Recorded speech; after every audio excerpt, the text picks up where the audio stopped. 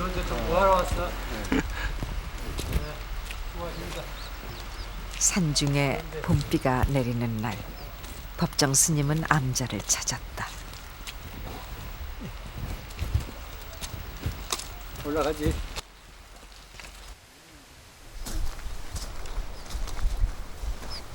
이 소리가 달라져요. 겨울 바람하고 봄하고 소리가 달라요. 들으면은 훨씬 부드러워지고 또 이제 봄 되면은 나는 그래요. 체질적으로 밤에 자다 자꾸 이제 밤중에 깨요. 잠이 적어져 밤중에. 되게 이제 산에 살면은 가을이라든가 봄, 이 바람결에서 느껴요. 바람결에서.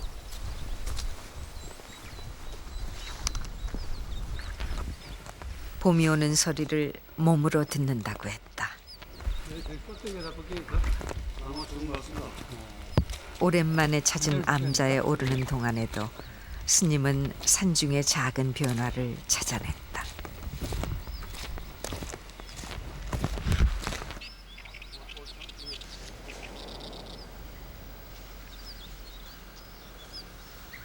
법정 스님은 1년에 두세 번 불이람을 찾는다.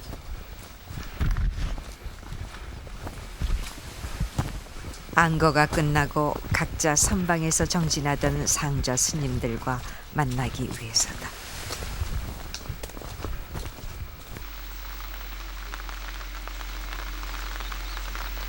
암자는 28년 전 스님이 손수지였다.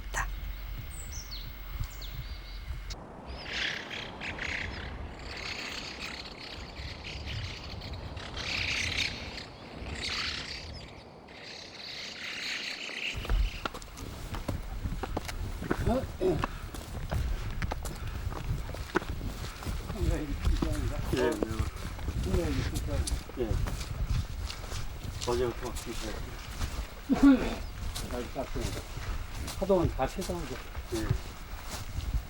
지금은 불이람을 떠나 다른 곳에 살고 있지만 이맘때가 되면은 암자의 매화 소식이 먼저 궁금했다.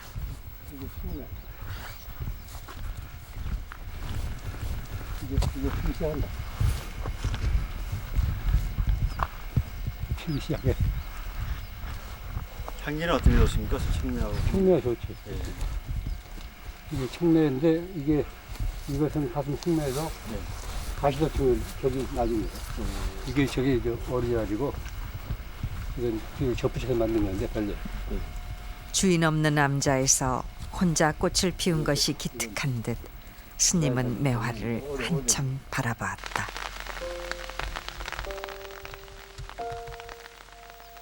문향. 스님은 매화 향기를 맡지 않고 듣는다고 했다. 냄새를 맡듯 매화 향기를 얻으려 하는 것은 어렵게 피어난 꽃에 대한 예의가 아니라는 것이다. 내가 처음 여기 1975년 4월 19일 날 여기를 왔거든. 그때 비가 내리더라고. 뭐 텅 비어 있고 다 여기 쓰러져 있고. 그런데 이 벚나무가 이렇게 크지 않아서 조그만 했는데 활짝 피어 있더라니까. 그러니까 아주 정답더라고. 아이고 이 벚꽃이 나하고 같이 살아야 되겠구나. 또 우물에 가서 물맛을 바가지로 물을 떠서 먹었더니 아주 물맛이 좋아. 그래서 여기서 내가 살만한 곳이구나. 스님은 불이람에서 혼자 사는 삶을 선택했다. 홀로 있어야 자신을 들여다보는 일에 오롯이 정진할 수 있기 때문이다. 그리고 홀로 자신과 마주하며 자연에서 보낸 시간을 무소유를 비롯한 많은 글에 담아 세상에 전했다.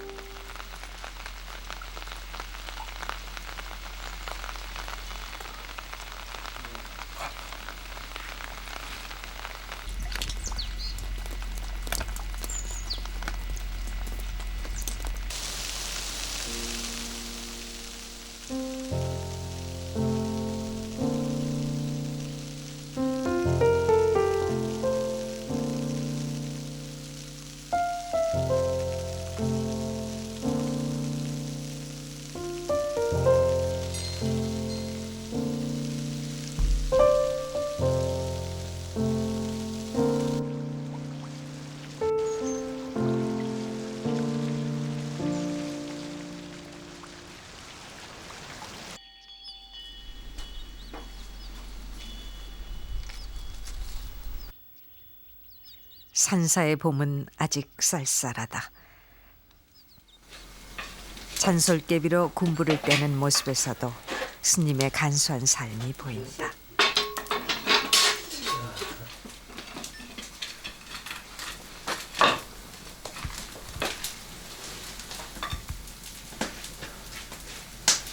그리고 나무 탈 때, 이 바람이 많이 들어가고 하면은 열기가 많이 빠져나와요.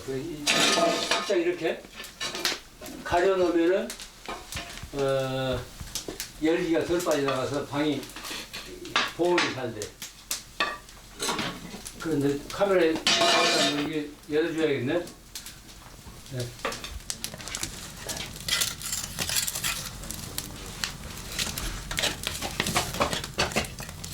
이러면 이제 물만 끓어요. 잘 되는 아궁이는 불이 탈 때 저기 고래구멍이 환히 보여야 돼요. 됐고, 이것을 하나씩 닫아놔야 돼. 여기서 너무 이제 바람이 많이 들어가면 굴뚝으로 열이 많이 빠져나와요.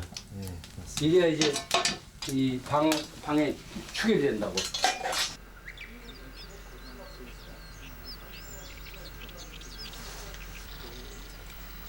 혼자 사는 삶에도 나름대로의 질서가 있다.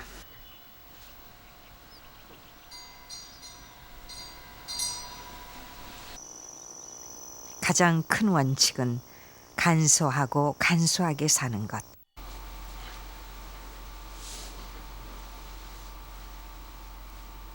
방 안에는 방석 하나와 어둠을 밝히는 호롱불이 전부다.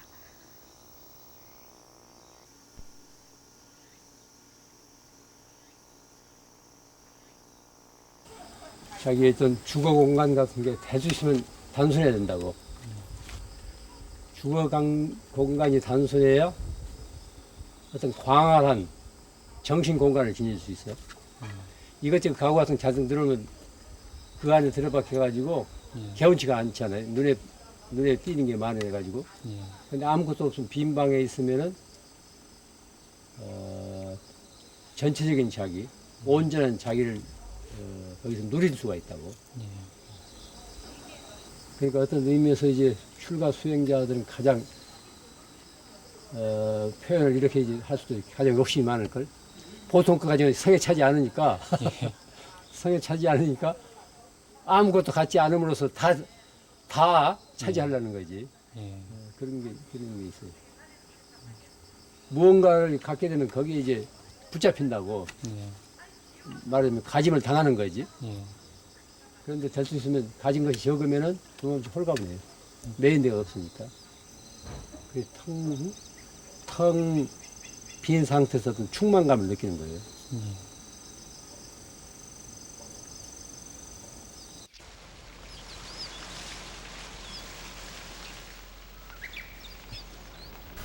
사무라이들이 그게 이제 흥을 본받은 거예요.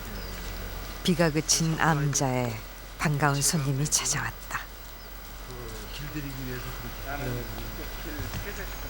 달마 스님한테 이제 참배 드리고 나서 거기 대중들이 같이 나누면 그래서 한 그릇에 뭐 이제 그 차 뭐 물론에도 있지만 홀로 마시는 건 아주 신기롭게 생각했거든요. 가장 신선들이. 그런데 차를 아는 친구하고 같이 마시면 즐거워요. 그 대신 차 모르는 사람하고 마시면은 영 차맛 없다고. 그게 뭐든지 차뿐이 아닐 거예요. 뭐든지 술도 그렇더라고요. 그럴 거예요. 술도 그럴 거고. 그 노동에 유명한 그 칠환 사가가 있지 않습니까? 칠환시 7잔. 한 잔을 마시니 목구멍과 입술이 촉촉해지고 두 잔을 마시니 외롭고 울적함이 사라지면 석 잔을 마시니 가슴이 열려 5,000권 문자로 그득하고 넉 잔을 마시니 가벼운 땀이 나서 평소 불평스럽던 일이 죄다 땀구멍으로 흩어지네. 5잔을 마시니 살과 뼈 맑아지고 6잔을 마시니 신성과 통하게 되며 7잔을 마시려고 하니 양 겨드랑이에서 맑은 바람이 솔솔 일어난 듯 하는구나. 옥내산이 어둠행고 나옥천장 이 맑은 바람 타고 헐헐 그곳으로 돌아가고자 하느라 이런 시가 있어요. 근데 에, 어떻게 이렇게 기억력이 좋으시죠? 내가 이제 좋아하니까 가끔 이제 외우는데 차를 아는 사람과 함께 나누는 차 한 잔은 그것만으로도 기쁨이다.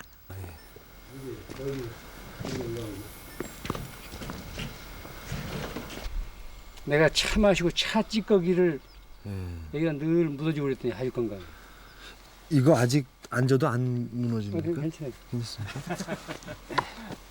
내가 이제 와서 넘어갈 것 저 이제 부엌바닥에 최초로 만든 의자라. 이것도 거의 상한 것 같은데. 최초로 만든 의자인데 처음에는 이게 장작으로 했어요. 장작이 지압은 되는데 아프더라고.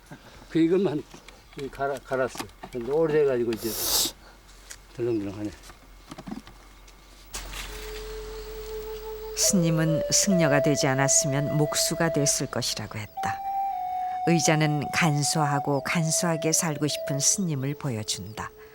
그리고 스님이 떠나면 그의 빈자리를 지킨다.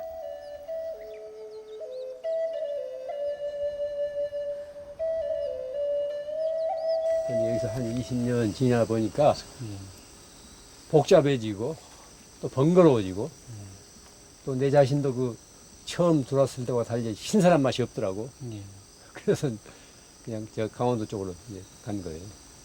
우선은 거기 있는데 나보고 언제까지 거기 있겠느냐고 이렇게들 얘기하는데 언제까지 기약이 있는 게 아니거든. 그거 있을 때가 있는 거고 또 이제 인연 따라서 또 훌쩍 또 거기가 무료하고 또 단순하고 또 신선감이 없으면 또 다른 데로 가는 거지. 언제나 깨어있고자 했던 스님은 나그네의 길을 택했다.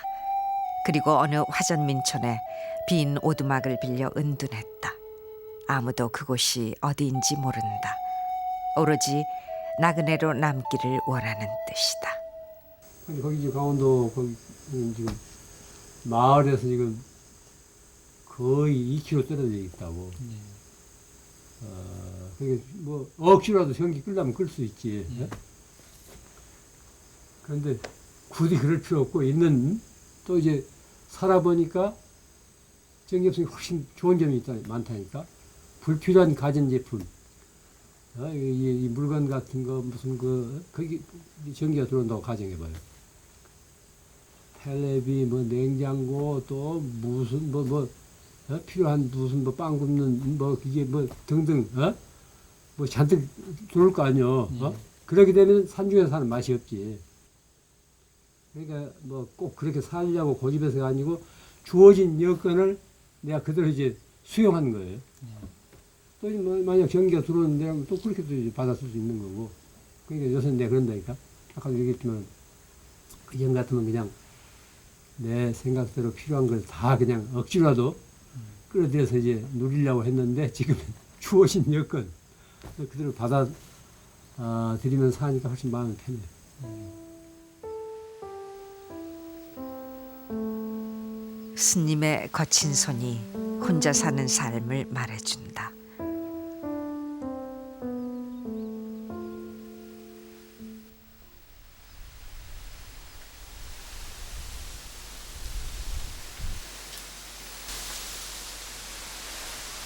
그러나 사람들로부터 떨어져 홀로 있는 시간, 비로소 마음의 문이 열린다.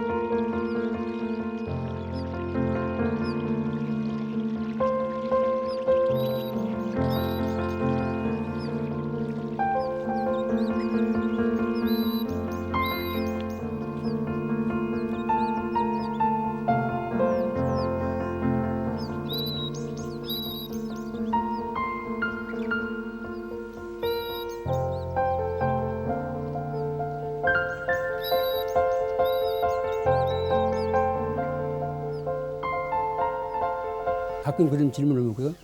그런 질문을 받아요. 스님이 이렇게 이제 산중에서 혼자 사는데 도대체 세상에 무슨 의미가 있느냐. 내가 그런 소리 듣고 스스로 이제 많이 반성해. 그렇겠구나. 내가 이렇게 사는 것이 세상에 어떤 의미가 있지?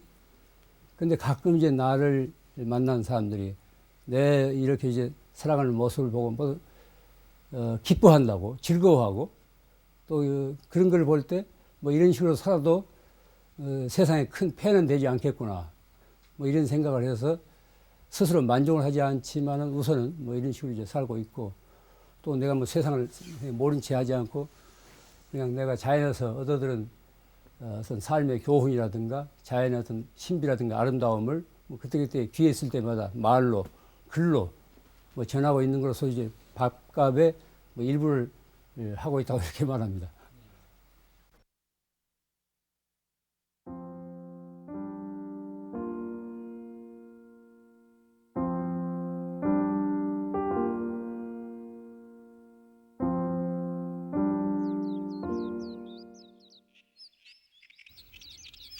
요정이 절로 바뀌었다 하여 유명한 길상사.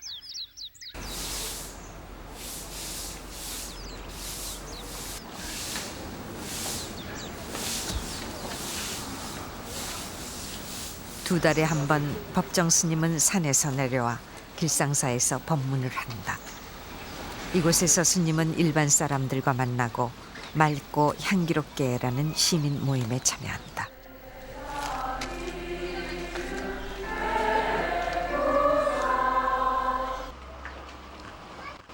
이 4년 전 이 자리에서 저는 이렇게 말한 적이 있습니다.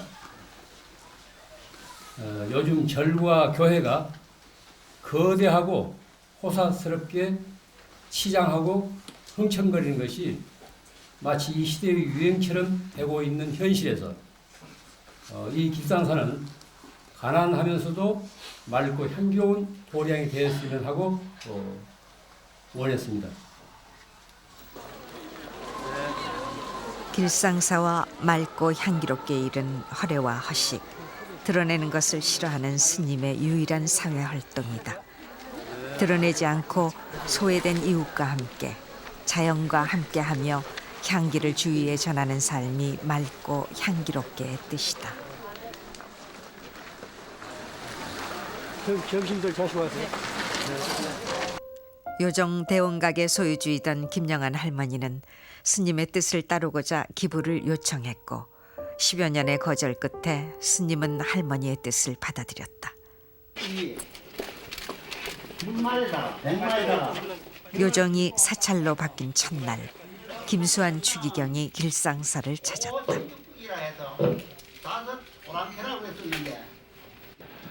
그리고 길상사의 개원을 진심으로 축하드립니다.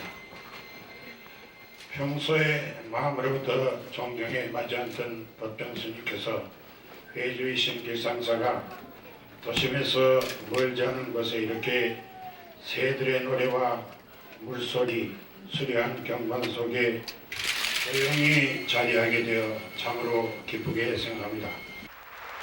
열흘 뒤에 스님은 화답으로 명동성당에서 강연을 하였다. 저를 이런 자리에 초대해 주신 명동 성당 측에 감사 말씀드리고 또 이 성당이 축성된 지 올해가 100돌 되는 해에 저와 같은 사람을 이 자리에 서게 해 주신 천주님의 뜻에 대해서 거듭 감사드립니다.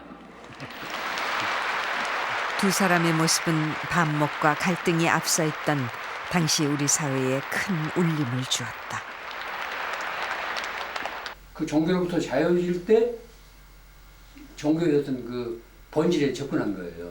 그런데 종교로 자유롭지 않고 걸린 그 지말에 어떤 표현에 걸린 거죠.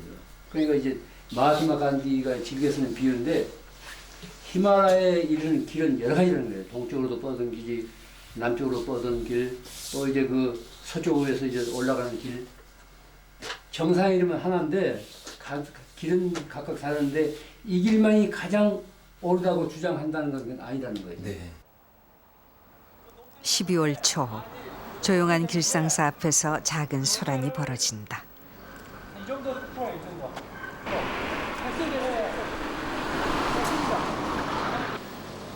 매년 이 즈음이 되면은 교회보다 성당보다 먼저 예수님의 탄생을 축하한다.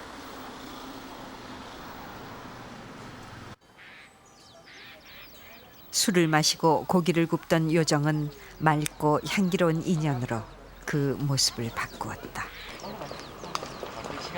그 인연이 씨앗이 되어 이곳에는 지금도 종교의 벽을 넘는 새로운 인연이 이어지고 있다.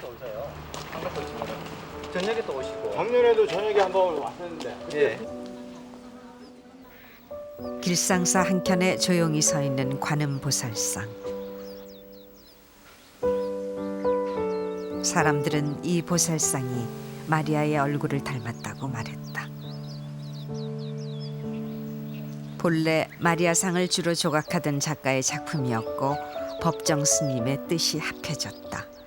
관음보살상은 그렇게 신비한 미소로 바라보는 이를 머물게 한다.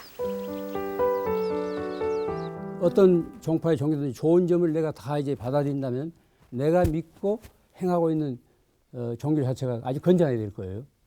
또 모든 종교는 그래야 돼요. 개체로부터 시작해서 전체에 도달할 수 있어야 그게 이제 종교지, 개체에 머물러 있다면은 그건 그 온전한 종교라고 생각하지 않습니다. 또 그것이 살아있는 삶에 하나의 큰 그 원동력이 되어서 자기 자신만이 아니고 이웃에게도 그런 따뜻한 온정이 두루 나누어져야 됩니다. 개인으로부터 나로부터 시작해서 이제 세상에 도달해야 된다는 것은 사랑의 실현이에요. 이웃에 대한 보살핌. 이웃에 대한 보살핌은 무슨 자선이라고 생각해서는 안 됩니다. 뭐 보시가 아닙니다. 자기 확대예요.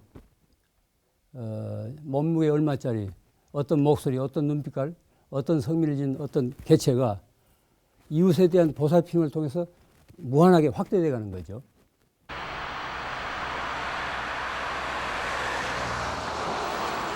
지난 2002년 10월 미국 뉴욕에 있는 불광선원에서 법정 스님의 법회가 있었다. 좀처럼 외부 법회를 하지 않는 스님이고 보면 이번 법회는 이례적이다. 형식적인 자리에 얼굴 보이는 것과 일 벌리는 사람들과 함께 있는 것을 싫어하기 때문이다. 천막 속에서 불상도 없이 이루어지는 작은 법회였지만 많은 사람이 모여 법문을 들었다. 제 이름은 법정 스님입니다. 법정 큰 스님이 아니에요. 분명히 알아두십시오. 네 나라 중에 스님이 미국까지 와서 법회를 한 이유는 달리 있었다. 자, 하나, 둘.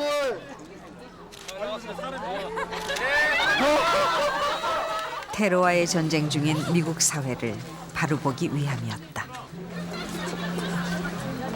잉크가 제대로 나오는 건가? 나올 거예요. 언니 그냥 눌러도 돼요. 보고.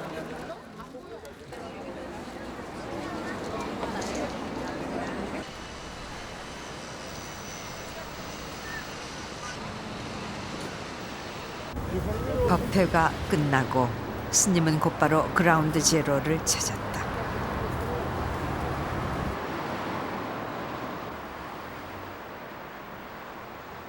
수많은 생명을 앗아간 이곳엔 아직도 그날의 상처가 생생히 남아있다.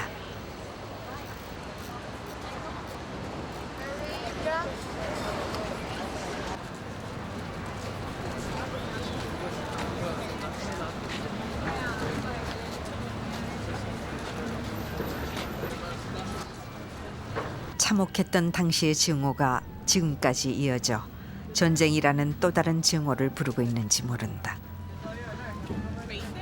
이는 이뤄서는 안 되잖아요. 그렇게 되면 간디의 말처럼 결국 다 눈멀게 된다는 거예요. 증오인으로서 대하면 다 눈멀게 되기 때문에 다른 차원에서 끌어안는 차원에서 이 변화가 있지 않고는 해결이 안 된다는 거예요. 전쟁으로서 해결될 문제가 아니거든. 이라크를 몇 번 두들겨 패고 초토화시킨다 하더라도 그런 그 생각이 사라지지 않는 한 이 지구상에서 테러는 사라지지 않아요. 어떤 그 집단에 의해서 그런가요? 스님은 그라운드 제로를 지나 19세기의 한 평화주의자, 자연주의자가 살았던 곳으로 향했다.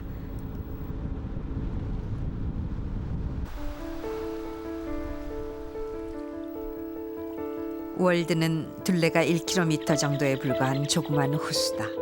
그러나 스님이 이곳에 갖는 애착은 특별했다.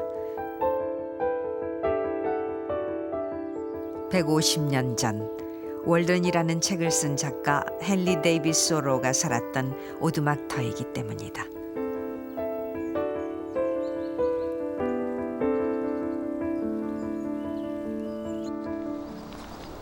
여기가 이제 케빈 터널이 나와요.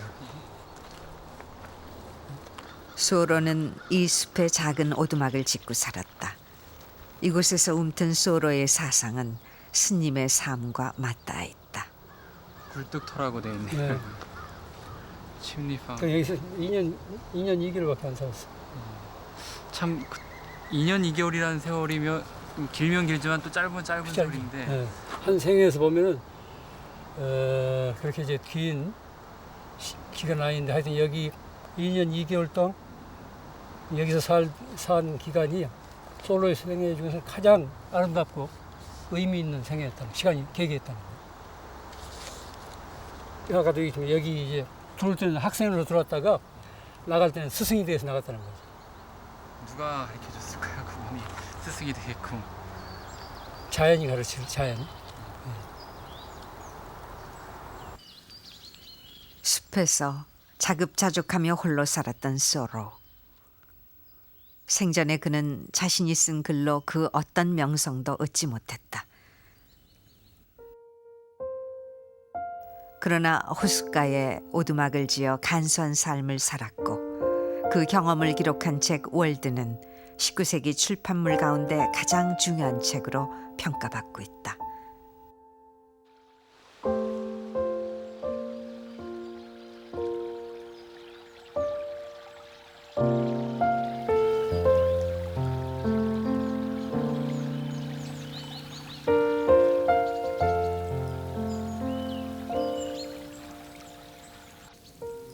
솔로의 사상을 한마디로 표현하려면 간소하게 살라는 거예요. 아주 간소하고 간소하게. 한두 가지로서 만족하지 100가지나 1000가지나 그렇게 늘어놓지 말라는 거예요. 단순하면 단순할수록, 간소하면 간소할수록 어떤 우주의 원리를 더 투철하게 인식할 수 있다는 거예요. 그때는 가난은 가난이 아니고 외로움은 외로움이 아니라는 이런 얘기를 하고 있어요. 그러니까 한마디로 이제 솔로 사상을 표현하면 간소하고 간소하게 살려는 거예요. 너무 많은 것을 지니고 사는 현대인에게 그건 훌륭한 메시지죠.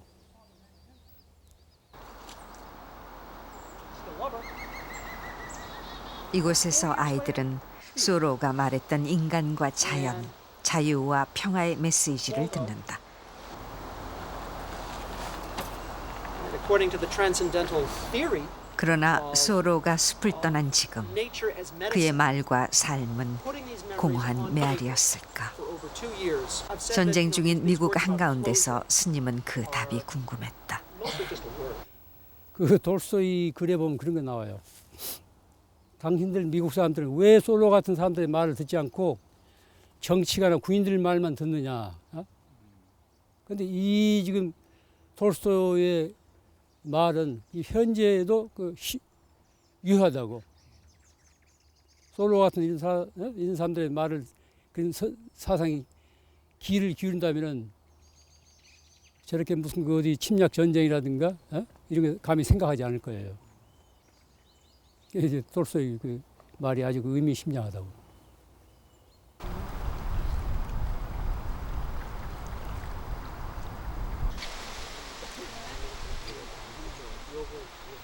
스님은 자신에게 가장 큰 영향을 준 사람으로 간디와 소로를 꼽는다. 월든 호수 앞에서 스님은 그들과 함께 서 있었다.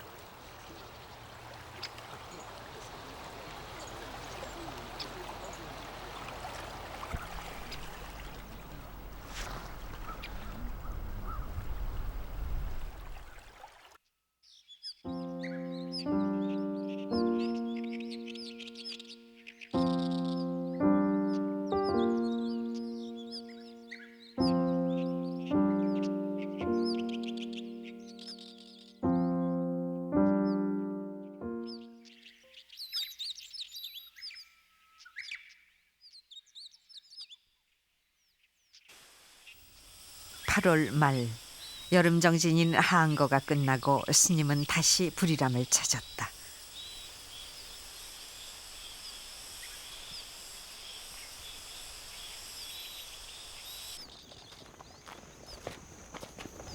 그래서 큰 스님들 보고 축지법 쓰신다고 그러시나 봐요. 뭐? 축지법 쓰신다고 그러시나 봐요. 걸음이 굉장히 빠르셔요. 자연 사는 사람하고 마을 네. 사람하고 속기 그림처럼 달라요.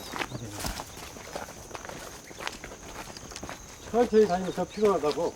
네. 그러니까 자기 걸음 리듬을 타면 안 피곤해.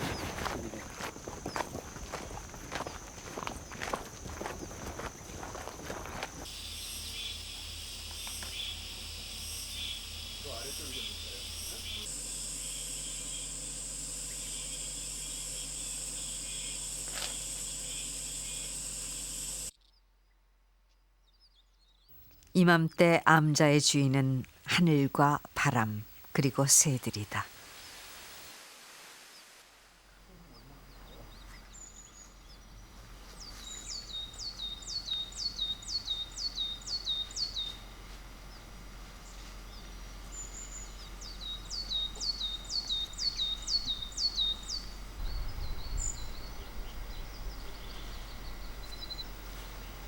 물과 한 줌의 빵 부스러기, 스님이 만든 헌식대에 조촐한 밥상이 차려졌다.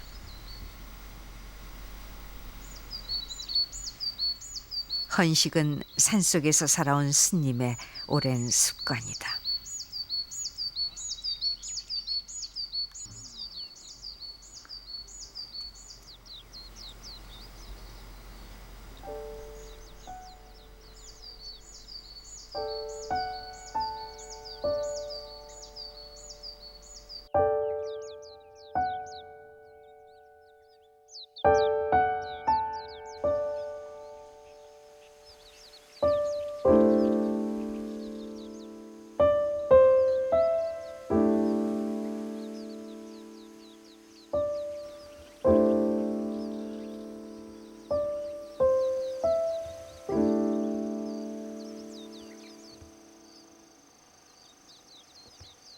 좋은 말씀으로부터 해방되라는 거예요.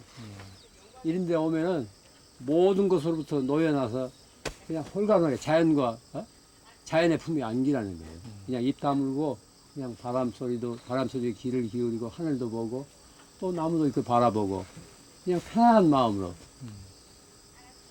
그렇게 이제 한순간에 있다 가는 것이 그 좋은 말씀 듣는 맺고 더 이제 이로우니까 그렇게 하라고 내가 건나거든. 근데 무슨 내가 겸해서 하는 소리도 아니고 사실 그래요. 너무나 우리가 자연과 격리돼 살기 때문에 이 자연 속에 오면은 그동안에 이제 잃어버리고 잊어버렸던 그런 그 자연을 여기서 이제 마음껏 되찾고 누리고 가라는 거지. 또 이런 데 오면은 사람 말이 시시해진다니까. 그냥 대숲을 바라보거나 하늘을 바라보거나 맑은 바람 소리만 들어도 사람이 참 맑아지고 깨끗해지고 차분해지잖아요. 그게 필요해요. 텅 비우라는 거예요. 이런 데까지 와서 뭘 채우려고 하지 말라는 거예요. 그러니까.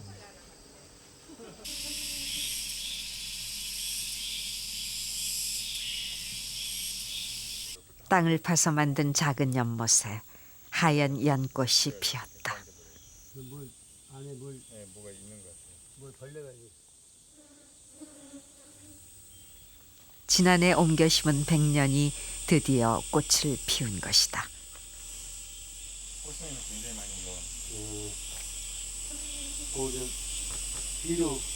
탐스럽게 핀 연꽃 한 송이. 자연에 어울려 살기 때문에 누리는 소박한 즐거움이다. 그런 경우는 약간 배터리를 뽑았다가 다시 넣으면 멋지더라고요.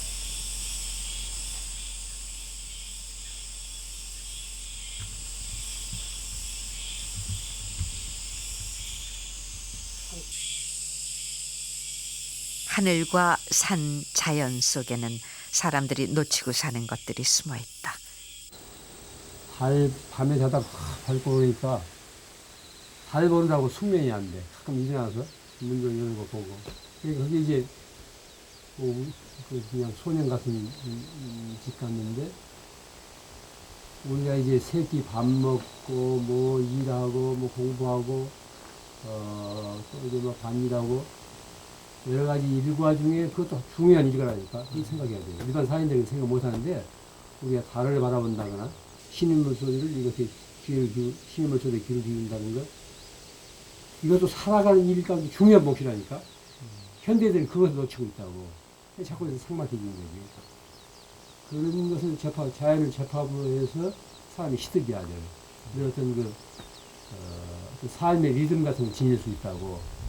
도시에서는 그거 안 되잖아요. 그러니까 뭐 머리만 회전만 빠르지 가슴은 자꾸 이제 메말라가고 상막해서 그런다고. 근데 이제 달을 본다든가 별을 본다든가 바람 속에 이렇게 길을 이룬다든가 그러면 물가에서 이제 물 흘러가는 본다든가 하면 나는 그렇게 생각해요. 중요한 일과 같은 그 참선이라든가 독경하는 것에 못지않은 중요한 일과라니까. 그런 것을 통해서 어떤 자기 나름대로 시들지 않는 그런 그 뜰을 가꾸는 거예요. 겨울에서는 저쪽에서, 여름에는 이제 여기서, 어떤 때는 이 조계산 상봉 이쪽에서 공이 굴러내린 것처럼 그렇게 뜬 때가 있어.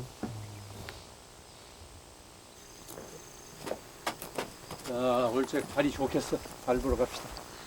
저녁 먹고. 봉숭아 때문에 보고. 이게 차나무예요, 차나무. 스님은 작은 차나무 한 그루를 보여주었다. 여기서 이제 차나무에 새순이 돋은 것이다. 이 새 해처럼 생겼다고 그래서 이걸 이제 덮어가지고 쳤네. 스님은 말씀 중에나 움직이는 중에도 나무 한 그루 풀 한 포기의 작은 움직임을 알아보았다.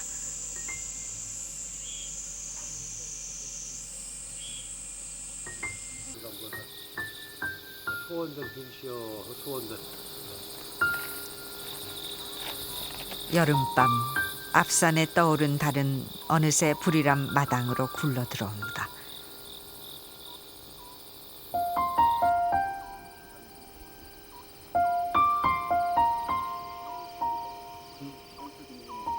이 시간 마당에서는 달맞이 꽃이 한창이다.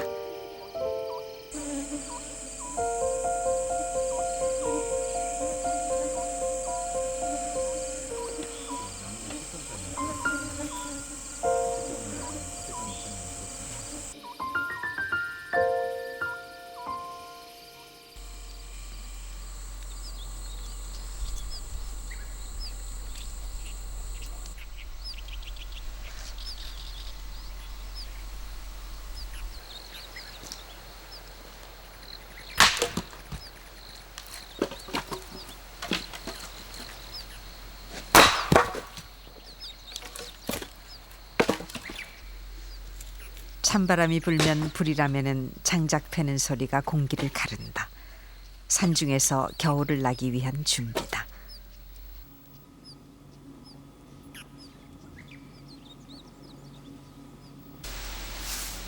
가을바람 소리에 수행도 깊어진다.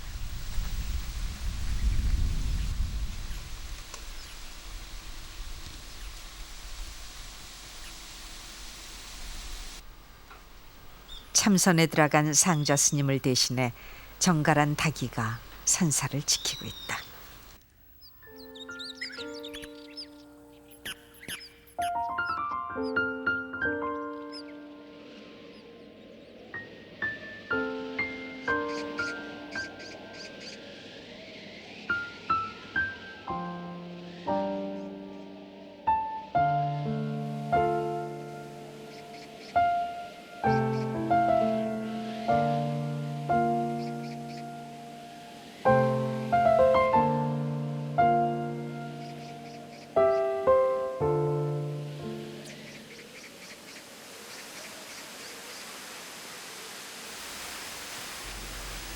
겨울, 불이람도 눈에 갇혔다.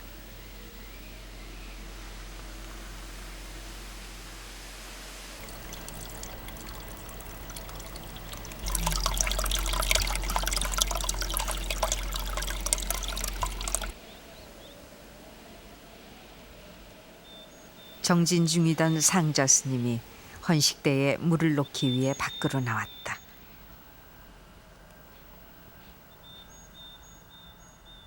이 순간 어느 것이 자연이고 인간인지 알 수 없다.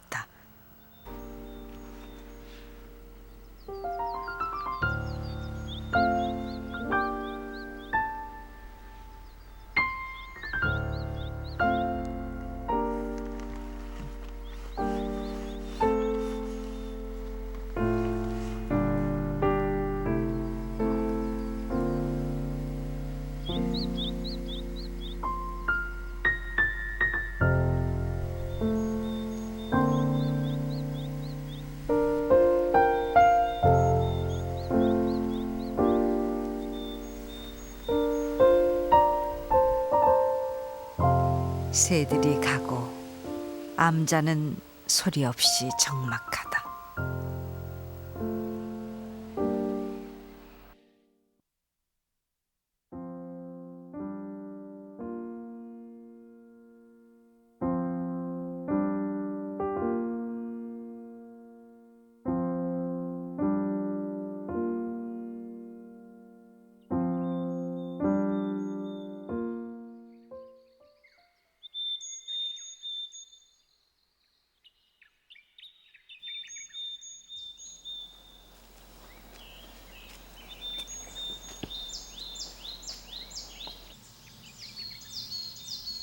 새들이 깨어나는 시간.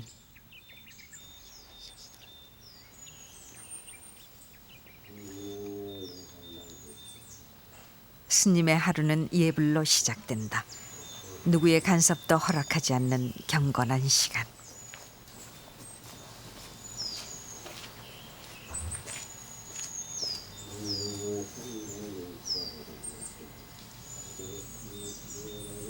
새벽 예불은 혼자 살면서도 흐트리지 않는 스님의 엄격한 질서다.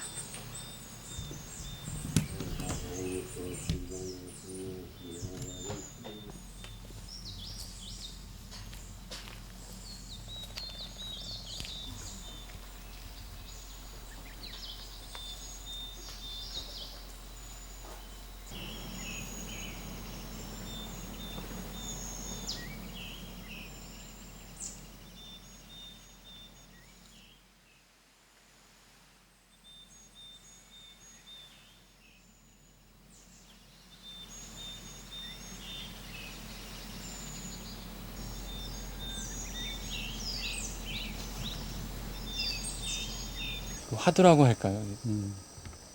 많은 스님들께서 이렇게 다 안고 가신 화두가 있으십니까? 화두 다 있지. 내 화두는 나는 누구인가? 근본적인 자기 명제고 무림이라고. 이것을 이제 뭐 이 무엇인가? 뭐 육조 스님 때부터 그런 게 나와요. 요새 말로 각색하자면 나는 누구인가? 이게 어디 사전에서 뭐 해답이 나오는 것도 아니고 어디 참고서에 있는 것도 아니고 무슨 어록에 있는 것도 아니고 각자 자기에게 주어진 물음이에요. 어떤 근원적인 물음이지. 그것을 통해서 이제 자기를 꼽히는 거예요. 그런 그 근원적인 물음을 다 가지고 있어야 돼요. 저마다 꼭 뭐 수행자가 아니라 하더라도 그렇게 되면은 아무리 복잡한 세상, 어지러운 세상을 살더라도 중심이 잡혀요. 흔들리지 않는다고. 어떤 근원적인 사유의 명제가 있기 때문에. 그 해답 찾기는데 정말 힘들지 않을까요, 일반인? 해답? 예. 물론 해답은 깨달음을 통해서 이제 하루아침에 갑자기 해답이 나오는 수도 있지만 순간순간, 뭐 궤변 같지만 순간순간 그 물음을 통해서 그렇게 살고 있는 거예요. 나는 누구인가라고 할 때 내가 지금 어떻게 살고 있는가, 그것과 동시에 연관된다고. 그러니까 함부로 살 수 없는 거예요. 또 순간순간의 그 삶이 자기를 형성하고 자기를 펼쳐 보이는 일이기 때문에.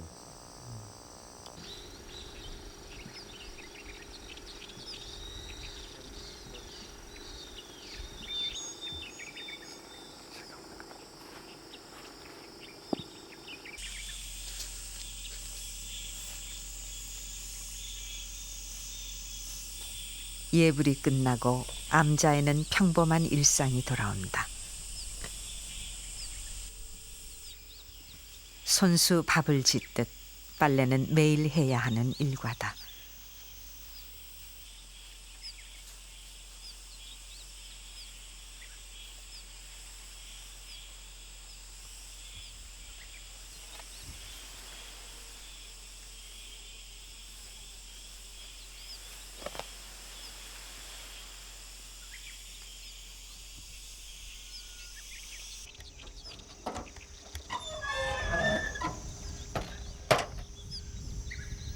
문을 열면 먼 산이 방 안으로 들어오는 산사. 모든 것이 적막하다.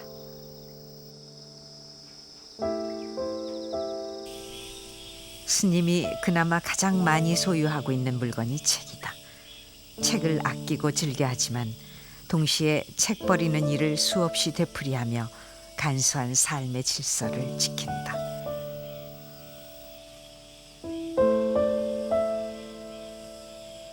어떻게 삶에 뭐 공식이 있는 건 아닐 거예요.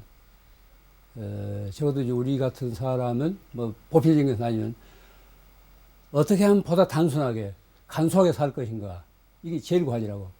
왜냐하면 너무 모든 것이 넘치기 때문에 그 넘친 것을 다 이제 받아들이다 보면 자기가 완전 산산이 해체되고 말아요. 어떤 물건의 노예가 되고 말다니까. 어떤 조직의 노예가 되고 말고 그냥 어떤 관계의 노예가 되고 말고. 그렇기 때문에 보다 어떻게 하면 보다 간소하게, 어떻게 하면 단순하게 살 것인가, 이것이 내가 이제 내 뜻인데, 그게 한 본질적인 삶일 거예요. 물론 여러 가지 복잡한 상황 속에 누구나 이제 살면서도 어떤 자기 중심이 없다면은 스스로 다 해체되고 말 거예요. 그러니까 보다 간소하게 단순하게 살고자 하는 그런 알맹이기 때문에 이 복잡하고 어수선한 이 살벌한 세상을 살면서도 크게 요동하지 않고 그럴 거예요.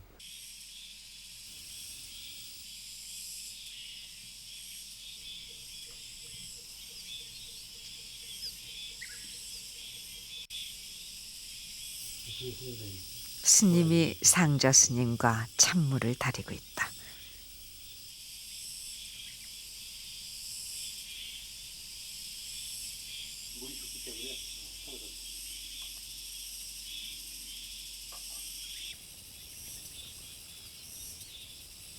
어떤 그 가톨릭 수도원에서는 뭐 한 달에 2차례씩 이 사물을 스스로 이제 공개하는 그런 이 규칙이 있다네.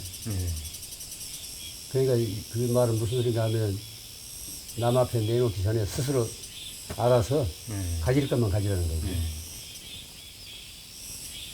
오히려 이제 출세관에서는 갖지 않는 것이 부자거든. 많이 가질수록 그건 가난한 거고, 그런 그 도리를 알아야 되는데, 그래야 자유롭지. 어디에도 매이지 않고.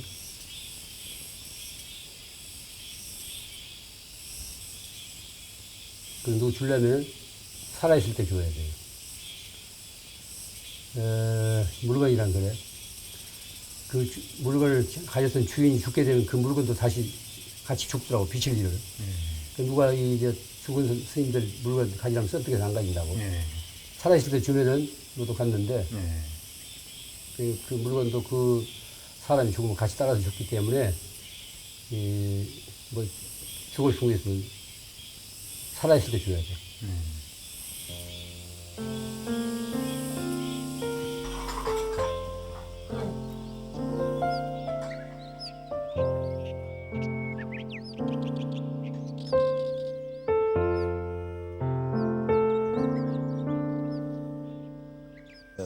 그러니까 이제 수행자를 일명 운수, 운수라고 그러거든요. 구름은 자, 물수자. 구름과 물은 한 군데 고여 있지 않다고 늘 움직이잖아요. 살아 움직이라는 거지. 늘 깨어 있으라는 거지. 뭐 운수 행각이다, 뭐 운수 납자다, 뭐 이런 얘기를 하는데, 구름과 물처럼 늘 살아서 움직이라는 거예요. 한 군데 고여 있으면, 물이 고여 있다고 할 때, 구름이 한 군데 정체해 있다면 그건 구름이 아니거든. 물이 아니고, 그건 썩어요. 늘 구름과 물처럼 살아 움직이라는 거예요. 그것은 꼭 수행자만이 아닐걸. 일상생활인데 또 똑같은 되풀이 속이지만 무언가 새롭게 늘 시작해야 되고 일상 속에서도 어떤 신선미가 있어야 한다니까. 그렇지 않으면 사람이 시들어요. 찌들고.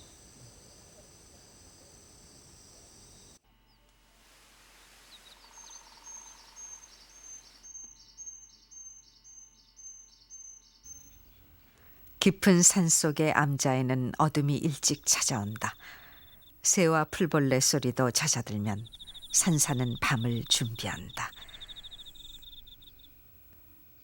등잔에 불을 밝히고 책상에 홀로 앉으면 텅 빈 방에 두꺼운 침묵이 내려앉는다.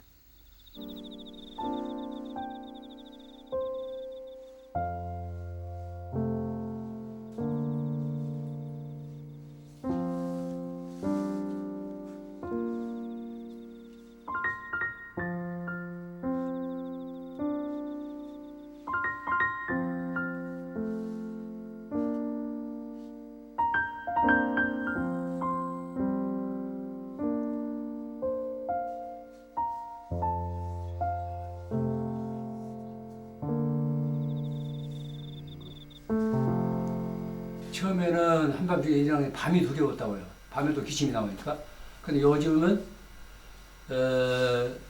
오히려 그걸 즐기고 있는 것 내가 스스로 느끼게 내가 이 밤의 이 고요를 즐기고 있구나. 이 기침이 아니었더라면 내가 이렇게 한밤중에 자다가 깨어나서 이런 시간을 누리지 못할 텐데 기침 때문에 내가 이제 일어나서 이런 그 맑고 투명한 시간을 갖는구나 하니까 때로는 기침한테 이제 고맙다는 그런 생각을 하게 돼요. 이 한밤중에 이 기침이 아니면 누가 나를 깨워줄 것인가 해가지고 그러니까 이 나이 들어간 탓인가 봐요. 모든 것을 그래서 받아들이게 돼요. 거부하지 않고 그전 같으면 이제 거부하고 짜증내고 그럴 텐데 그 있는 현상을 그대로 이제 받아들이고 또 이제 그러다 보면은 이 언젠가 나에게 오는 죽음까지도 담담하게 받아들이겠구나 이런 생각이 나세요.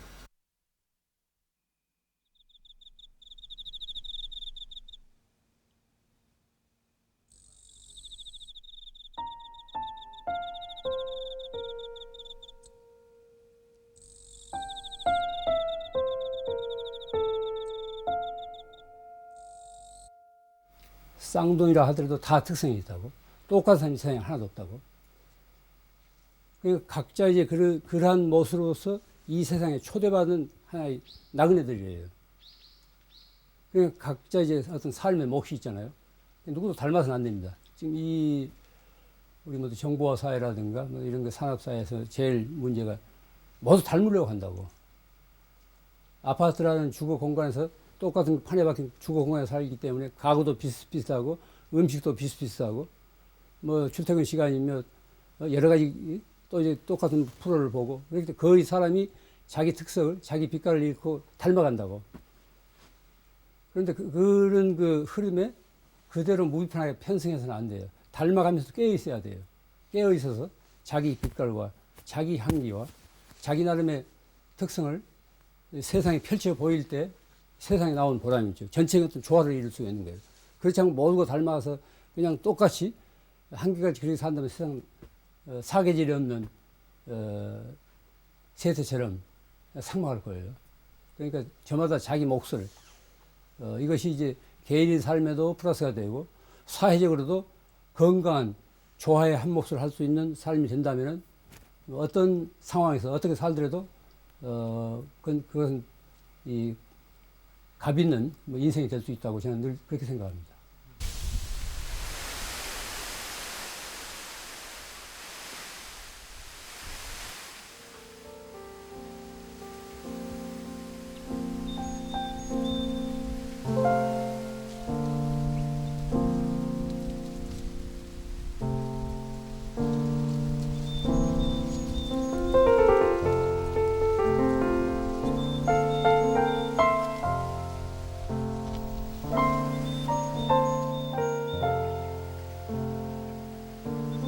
스님은 다시 산을 떠난다. 우리는 스님이 가는 곳이 어디인지 묻지 않았다.